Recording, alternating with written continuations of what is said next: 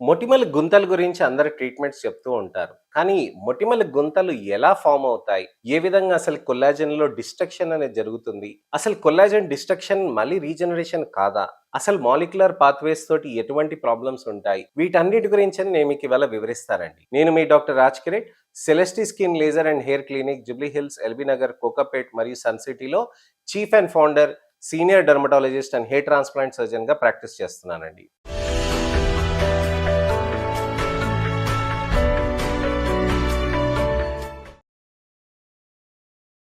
మొటిమలనేటివి దాదాపుగా వయసులో ఉన్న వాళ్ళకి 85% వాళ్ళకి ఖచ్చితంగా మొటిమలనేటివి ఒక్కసారైనా వస్తాయండి. మొటిమలనేటివి వచ్చినప్పుడు అది ఏ స్టేజ్‌లో ఉందో మనం చూసుకోవాలి.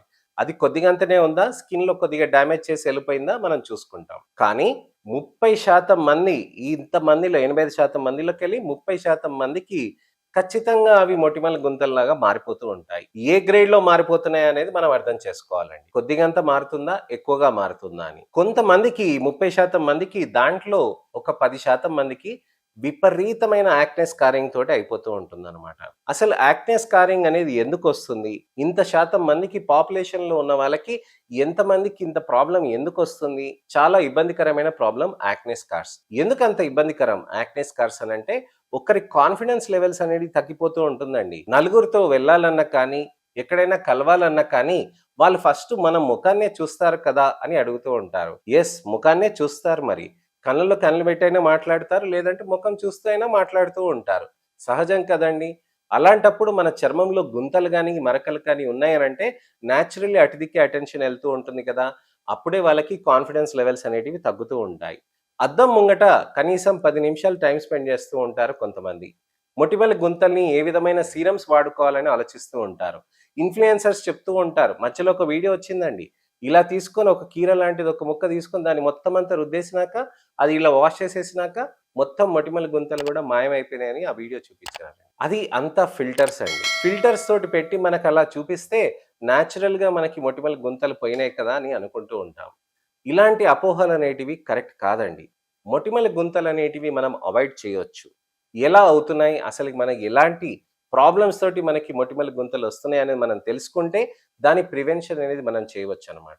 మొటిమలనేటివి వస్తూ ఉంటాయి. అవి ఎప్పుడు కూడా హార్మోనల్ రీజన్స్ తోటి ఉంటాయి. వయసులో ఉన్న వాళ్ళకి మొటిమలు ఉంటాయి కదా అని కొంతమంది కొట్టేస్తూ ఉంటారు మాటని. వయసులో ఉన్నప్పుడు మొటిమలొస్తాయండి. కాదని కాదు. కాకపోతే అవి పోతూ ఉంటాయి. మొటిమల్ని ట్రీట్మెంట్ ఎప్పుడు చేయాలి? మొటిమల ట్రీట్మెంట్ అనేది ముఖ్యంగా మొటిమలు మచ్చలుగా మారటం, రెండోది గుంతలుగా మారటం. మచ్చలనేటివి ఒక 6 నెలల్లో మానిపోతాయండి. గుంతలనేటివి శాశ్వతంగా ఉండిపోతాయి. మీ పిల్లల్లో గనక ఒకవేళ మొటిమల గుంతలు ఫార్మ్ అవుతున్నాయనంటే గనక, మీరు మొటిమలనేది ట్రీట్మెంట్ అనేది ఖచ్చితంగా చేసుకోవాల్సిన అవసరం ఉందండి. మొటిమలు కొన్ని వస్తున్నాయి, కొన్ని పోతున్నాయి అనుకోండి ఎప్పుడు ఇబ్బందికరంగా కాదు. కానీ అవే మొటిమలు గనక రిపీటెడ్‌గా పక్కనెంబడి అది వస్తున్నాయనంటే ఖచ్చితంగా దానికి ట్రీట్మెంట్ అనేది మనం చేసుకోవాల్సిన అవసరం ఉంటుందండి. మొటిమలనేది మనం ట్రీట్మెంట్ చేసుకున్నాక మనకక్కడ ఎలా తగ్గుతున్నాయి అనేది కూడా మనం చూసుకోవాలి. మొటిమల గుంతలు కూడా ఎలా ఫార్మ్ అయినాయి, దానికి ఏ విధంగా ట్రీట్మెంట్స్ అనేది నేను మీకు చెప్తాను కూడా నెక్స్ట్ సీరీస్‌లో. అలానే మనకి మొటిమలు అనేటివి ఫార్మ్ అయినప్పుడు పిండుతూ ఉంటారండి, గిల్లుతూ ఉంటారండి. ఇది సహజంగా యంగ్‌స్టర్స్ వాళ్ళు పక్కన ఫ్రెండ్స్ ఎవరో ఒకరు చెప్పటం, చుట్టాల పిల్లలు ఎవరో ఒకరు వాళ్ళకి చెప్పటం, అడ్వైస్ ఇవ్వటం తోటి మంచిగా అది చేస్తూ ఉంటారు. అలాంటి సలహాలు మీరు ఇవ్వకండి. ఎవరైనా ఇస్తున్నా కానీ దాన్ని ఫస్ట్ మీరు ఆపాల్సిన అవసరం ఉంటుంది. వాళ్ళని ఎడ్యుకేట్ చేయాల్సిన అవసరం ఉంటుందన్నమాట. మొటిమలు ఎప్పుడైనా పిండినప్పుడు ఏమవుతుంది? అసలు మొటిమలనేటివి ఫార్మేషన్ ఏంటి? అసలు ఆ ప్రాబ్లమ్ ఎలా అవుతుందనే దాని గురించి నేను మీకు ఇవాళ వివరిస్తానండి. మనకి చర్మంలో మొటిమలనేటివి ఎక్కువ ఆయిల్ గ్లాండ్ మీడియేటెడ్ ఉంటాయి. మన చర్మంలో ఎన్నో లక్షలాది వెంట్రుకలనేటివి ఉంటాయన్నమాట. ఈ లక్షలాది వెంట్రుకల పక్కన మనకు ఆయిల్ గ్లాండ్స్ అనేటివి ఉంటాయి. ఈ ఆయిల్ గ్లాండ్స్ అనేటివి ఎప్పుడు ఆయిల్ ప్రొడక్షన్ చేసి మన చర్మంని మృదువుగా, సాఫ్ట్‌గా ఉంచుతూ ఉంటుందన్నమాట. అయితే ఈ ఆయిల్ ఎక్కడైతే గ్లాండ్ సెక్రీషన్ అవుతాయో హార్మోనల్ ఇంపాక్ట్ తోటి అక్కడ బ్లాక్ అయిపోవటం తోటి కణాలంతా చెడు కణాలు అక్కడ ఉండిపోవటం, ఎక్కువగా ఆయిల్ ప్రొడక్షన్ అక్కడ బ్లాక్ అయిపోవటం, కొమిడోన్స్ అవుతాయి. వాటి నుంచి బ్యాక్టీరియల్ ఇన్ఫెక్షన్ రావటం, అలానే బ్యాక్టీరియల్ ఇన్ఫెక్షన్ పస్‌గా మారటం, ఇన్‌ఫ్లమేషన్‌గా మారటం. అంటే మన తెల్ల కణాలు వచ్చి అక్కడ యుద్ధం చేయటం, అలానే వచ్చేసి మనకక్కడ గుంతల్లాగా మారటం. ఇక్కడ ఏమవుతాయి? ఇక్కడ బ్యాక్టీరియల్ ఇన్ఫెక్షన్ ఎప్పుడైతే వస్తుందో ఇన్‌ఫ్లమేషన్ అనేది స్టార్ట్ అవుతూ ఉంటుందండి. అక్కడ బ్యాక్టీరియల్ ఇన్‌ఫ్లమేషన్ ఒకవేళ విపరీతంగా పెరిగిపోతుందనుకోండి, ఆ ఇన్ఫ్లమేషన్ నుంచి టీజీఎఫ్ బీటా అనే పదార్థం ఒకటి ప్రొడక్షన్ అవుతుంది. ఈ టీజీఎఫ్ బీటా ఒక యాసిడ్ లాంటిదిగా ఉంటుందన్నమాట. ఆ యాసిడ్ గనక ఒకవేళ కాంపోజిషన్ ఎక్కువగా అయిపోతూ ఉంటే అక్కడ పక్కనున్న కొల్లాజెన్ అంతా డిస్టర్బ్ చేసేస్తూ ఉంటుందండి. అక్కడంతా డిస్టర్బ్ చేసేసినప్పుడు ఏమవుతుంది? అక్కడ కొత్త కొల్లాజెన్ అనేది ఫార్మేషన్ రావాలి. కానీ అక్కడ ఎంఎంపీస్ అనేటివి కొన్ని పాత్వేస్ ఉంటాయన్నమాట. ఆ ఎంఎంపీ పాత్వేని డిస్‌రెగ్యులేట్ చేస్తాయి ఈ టీజీఎఫ్ బీటా. ఈ టీజీఎఫ్ బీటా ఎంఎంపీ పాత్వే అనేది ఇంబాలెన్స్ అయిపోయేటప్పటికి ఏదైతే కొల్లాజెన్ డీజనరేషన్ అవుతుందో, డిస్ట్రక్షన్ అవుతుందో, ఆ కొల్లాజెన్‌ని ప్రొడక్షన్ చేయటంలో అంత స్పీడ్‌లో అందుకోకుండా ఉండిపోతూ ఉంటుందన్నమాట. ఏదైనా కానీ మనకి టిష్యూ డ్యామేజ్ అయిందనుకోండి, ఆ టిష్యూకి మనకి కొత్తకి మళ్ళీ మన శరీరంలో అది ఎప్పుడు న్యాచురల్ రికవరీ మెకానిజం ఉంటుంది. అది కొత్త కొల్లాజెన్ అనేది ప్రొడక్షన్ చేస్తుందన్నమాట. ఆ కొత్త కొల్లాజెన్ ప్రొడక్షన్ అనేది మనకు తక్కువ ఉన్నప్పుడు, చర్మం అక్కడ హీల్ అయిపోతున్నప్పుడు, పైన పొర అక్కడ ఫార్మేషన్ అయిపోతూ ఉంటుందన్నమాట. సో, ఆ పైన పొర మనకి ఉండి, కింద పొర మనకి సపోర్ట్ ఉంటే మనకి న్యాచురల్ స్కిన్ లాగా ఉంటుంది. కానీ కింద పొర అనేది మనకక్కడ డ్యామేజ్ అయినప్పుడు టీజీఎఫ్ బీటా తోటి అక్కడ అయిపోతుంది గదండీ! మనకి చర్మంలో పైన పొర ఫార్మ్ అయిపోయి ఇలా గుంతలాగా మారిపోతూ ఉంటుంది. సో, డర్మిస్‌లో డిస్ట్రక్షన్ ఆఫ్ కొల్లాజెన్ కావటానికని బాక్టీరియా నుంచి వచ్చిన టాక్సిన్స్ ఇన్‌ఫ్లమేషన్ కాజ్ చేసి ఇలాంటి పదార్థంతోటి ప్రాబ్లమ్ అవుతూ ఉంటాయి. మొటిమల్ని గిల్లినప్పుడు ఏమవుతాయి? ఎందుకు స్కార్ ఫార్మ్ అవుతుంది? మనం మొటిమల్ని గిల్లినప్పుడండి దాంట్లోంచి మనకి చీము ఏదైతే ఉందో బయటికొచ్చేస్తుంది. ఆ చీము బయటికొచ్చిన తర్వాత మనకి అయిపోయింది గదా! తగ్గిపోయింది గదా! అని అనుకుంటాం. ఆ చీమ ఏదైతే బయటికొస్తుందో లోపల కూడా మొత్తం స్ప్రెడ్ అవుతూ ఉంటుందండి. ఎప్పుడైనా కానీ మనకి చీమనేది మనకొక సిలిండ్రికల్‌గా ఉంటుంది గదండీ! ఒక బుడగలాగా. ఆ బుడగని మనం కింద నుంచి నొక్కుకుంటూ పైకొచ్చామనుకోండి మొత్తం బుడగంతా మనకి ఖాళీ అయిపోతుంది. కానీ అదే బుడగ మనకి ఎప్పుడైనా మధ్యలోంచి మనం పిండామనుకోండి ఏమవుతుంది? పైనది పైకొస్తుంది. కిందది చితుకుతుంది. కింద చితికినప్పుడు ఏమవుతుంది? అదంతా ఇలా స్ప్రెడ్ అవుతుంది. ఆ స్ప్రెడ్ అయినప్పుడు ఏమవుతుంది? టీజీఎఫ్ బీటా అనేది మొత్తం అంతా స్ప్రెడ్ అవుతూ ఉంటుంది. అలా స్ప్రెడ్ అయినప్పుడే మనకి 3 డైమెన్షనల్‌గా మనం గమనిస్తే మొత్తం కొల్లాజెన్ అంతా అక్కడ డీజనరేషన్ అయిపోతూ ఉంటుంది. ఆ కొల్లాజెన్ డీజనరేషన్ అయినప్పుడే మనకి గుంతలాగా మళ్ళీ ఫార్మ్ అయిపోతూ ఉంటుంది. సో, మనం చర్మాన్ని ఎప్పుడైనా గాని మొటిమలొచ్చినప్పుడు ఎప్పుడు కూడా పిండకూడదండి. అది చాలా ఇంపార్టెంట్. సార్ నేను ట్రీట్మెంట్ తీసుకున్నాను సార్ కానీ ఇది నాకు తగ్గలేదు అని అంటారు. మొటిమలనేటివి ట్రీట్మెంట్ అనేది యాప్ట్ టైమ్‌లో మీరు స్టార్ట్ చేయాలండి. కరెక్ట్ విధంగా మనం స్టార్ట్ చేసుకొని దాన్ని తగ్గించుకోవాల్సిన అవసరం ఉంటుంది.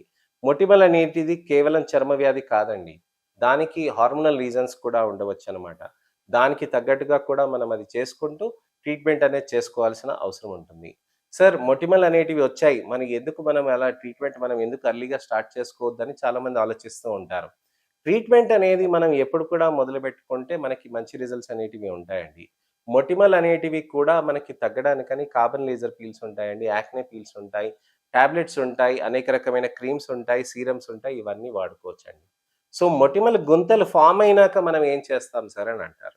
మొటిమల గుంతలు ఫార్మ్ అయినాక ఫస్ట్ ఏ మొటిమలు రాకుండా జాగ్రత్త పడాలి. ఏ మొటిమలు రాకుండా జాగ్రత్త పడ్డాక, ఆ తర్వాత మొటిమల ట్రీట్మెంట్ అనేది మనం మొదలెడుతూ లేజర్ ట్రీట్మెంట్స్ అనేటివి చేసుకోవాల్సిన అవసరం ఉంది. సార్ లేజర్ ట్రీట్మెంట్ మనకు చేసుకుంటే ఎండలోకి ఎళ్ళకూడదు కదా! అని అంటారు. అవును. మీకు మొటిమల గుంతలకి లేజర్స్ చేసినప్పుడు మీరు ఎండలోకి ఎళ్ళకూడదండి. అలాంటి లేజర్స్ మనం యూజ్ చేస్తాం. మంచి రిజల్ట్స్ అనేటివి దాంతోటే సాధ్యం అవుతూ ఉంటుంది. సార్ నేను ఎండలోకి ఎళ్ళాల్సిన అవసరం ఉంటుంది. నేను మీటింగ్స్ చేసుకోవాల్సిన అవసరం ఉంటుంది. నేను లేజర్స్‌కెళ్ళకుండా వేరే ట్రీట్మెంట్ ఆప్షన్స్ ఉంటాయా అని. కొత్త రకమైన లేజర్స్ వచ్చాయండి. వాటిని పీకో లేజర్స్ అని అంటారు. ఈ పీకో లేజర్స్ ఎక్కువ డౌన్ టైమ్ లేకుండా చర్మంలో ఉన్న కొల్లాజెన్‌ని మంచిగా స్టిమ్యులేట్ చేయటానికనేది బాగా హెల్ప్ చేస్తూ ఉంటాయి. అలానే మనకి micro needling radio frequency devices ఉన్నాయి. Non ablative radio frequency devices ఉన్నాయి. అలానే మైక్రో నీడ్లింగ్ ప్రొసీజర్స్ అనేటివి ఉన్నాయి. సబ్సిషన్ అనే ప్రొసీజర్స్ ఉన్నాయి. వీటన్నిటి గురించని నేను నెక్స్ట్ వీడియోస్‌లో నేను మీకు తప్పకుండా నేను మీకు డిస్క్రైబ్ చేస్తానండి. ఇదండి విషయం. చర్మంలో మనకి ఏ విధంగా గుంతలొస్తాయనే దాని గురించని వివరించాను. ట్రీట్మెంట్ మంచి ఆప్షన్స్ ఉన్నాయి అనే దాని గురించని నేను చెప్పాను.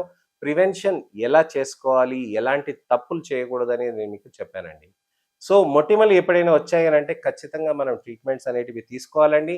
మొటిమలతో పాటు మనకి మొటిమల గుంతలున్నా కానీ ఖచ్చితంగా లేజర్స్ అవన్నీ చేసుకోవాల్సిన అవసరం ఉంటాయి. ఇవన్నీ ఏ విధంగా చేస్తాం, ఎలా కాంబినేషన్‌లో చేస్తాం అనే దాని గురించని నెక్స్ట్ వీడియో సీరీస్‌లో నేను మీకు చెప్తూ ఉంటానండి. నా ఛానెల్‌ని తప్పకుండా సబ్స్క్రైబ్ చేసుకొని నోటిఫికేషన్ బటన్ నొక్కండి. నెక్స్ట్ ఇన్ఫర్మేషనల్ అవేర్‌నెస్ వీడియోతోటి అన్ని టెక్నాలజీస్ గురించని నేను మీకు వివరిస్తానండి. అలానే ఎటువంటివైనా సందేహాలు కానీ, అపోహలు కానీ, ప్రశ్నలు ఉంటే గనక తప్పకుండా మీరు కామెంట్ సెక్షన్‌లో పెడితే దానికి తగ్గట్టుగా నేను మీకు వీడియో రిప్లై కానీ, టెక్స్ట్ రిప్లై కానీ చేస్తాను. నెక్స్ట్ ఇన్ఫర్మేషనల్ అవేర్నెస్ వీడియో తోటి మళ్ళీ నేను మీ ముందుకు వస్తానండి. నేను మీ doctor Raj Kireet, Celesti skin laser and hair clinic, Jubilee Hills, LB Nagar, Kokapet మరియు సన్ సిటీలో chief and founder, senior dermatologist and hair transplant సర్జన్గా ప్రాక్టీస్ చేస్తున్నానండి. నమస్తే.